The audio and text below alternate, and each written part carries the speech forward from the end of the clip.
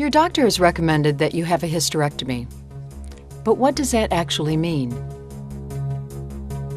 Hysterectomy is the removal of the uterus, the organ that holds and protects the fetus during pregnancy. Hysterectomy often also involves the removal of other parts of the reproductive system, including the ovaries, where eggs are produced, the fallopian tubes, which carry the eggs to the uterus, and the cervix, or neck of the uterus. There are many different reasons why a doctor may recommend this kind of surgery. In many cases, disease or the growth of abnormal tissue will lead a doctor to recommend the removal of the uterus. In some cases, unusually heavy menstrual flow and the accompanying discomfort may make hysterectomy an important treatment option for patient and physician to consider. But no matter what the reason behind it, you should be aware that the removal of the uterus and other reproductive organs is a serious step, and it can mean significant changes in your life. After having a hysterectomy, you will not be able to have children, and if your ovaries are removed as part of the procedure, you may even need to take medication to replace hormones that your body once produced on its own. So make sure that you ask your doctor to carefully explain the reasons behind this recommendation.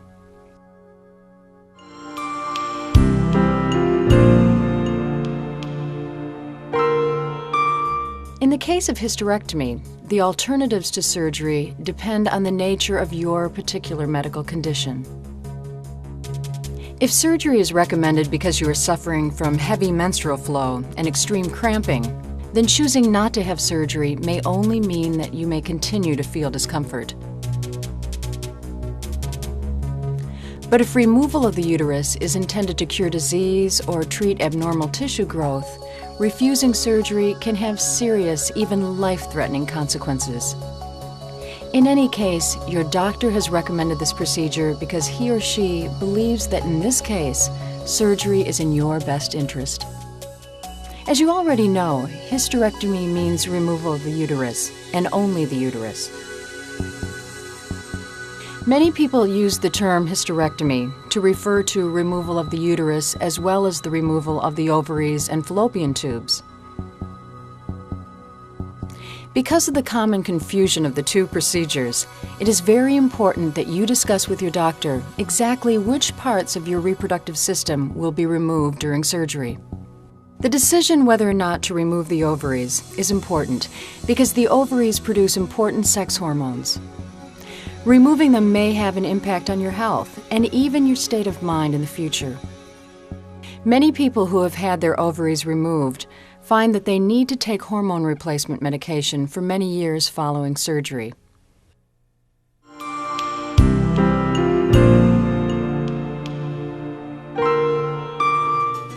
On the day of your operation, you will be asked to put on a surgical gown.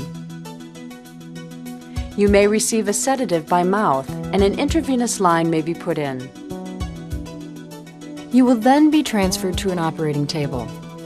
The anesthesiologist will begin to administer anesthesia, most probably general anesthesia.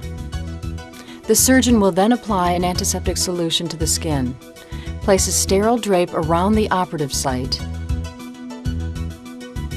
After allowing a few minutes for the anesthetic to take effect, your doctor will decide whether to make a vertical or horizontal incision. An incision is made cutting through the skin and muscle of the abdomen. Next, the surgeon will inspect the general condition of the abdominal organs. Once the ovaries are exposed, the uterus can then be separated from the bladder.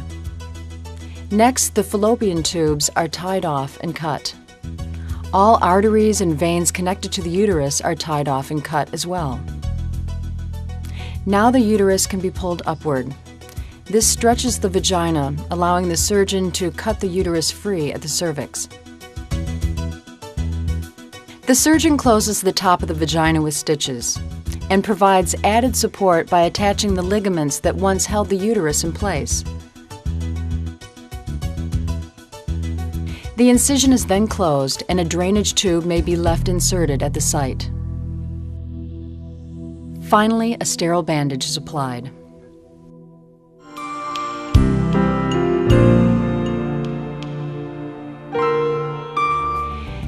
Most patients experience at least some pain following surgery, but if properly handled, it shouldn't present any serious problems. Pain used to be regarded as an unavoidable side effect of surgery, but today, pain can be managed with great effectiveness. And as the patient, you have an important role to play. Before surgery, be sure to ask the medical staff about the type and duration of pain normally associated with your surgery. Find out in advance about your pain management options. Work with the staff to develop a pain management plan. Discuss your options. There are alternatives to drugs that can lessen your need for pain medication. Ask your doctor for help in finding a pain management class. Many of these workshops teach helpful relaxation techniques, positive thinking, and nerve stimulation exercises.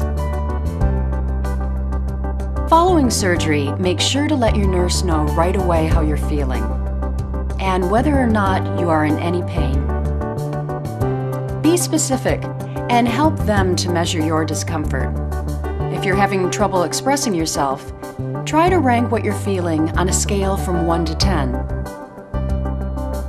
Never be shy about asking for help. If you experience pain that just won't go away, report it to the nurse.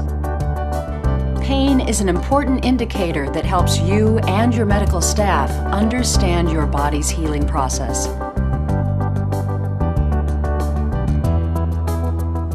As a normal effect of hysterectomy, you will no longer menstruate and will not be able to have children. If your ovaries were removed, you may be prescribed hormone replacement drugs. Fortunately, hysterectomy surgery only rarely leads to complications. One potential complication is a persistent residual neuralgia, or pain around the scar. It can be either localized or general. It may develop soon after surgery, or even weeks or months later. Usually it will decrease in intensity with time, but in very rare situations, it can become permanent. A more serious complication comes from accidental damage to the bladder or urinary tract during surgery.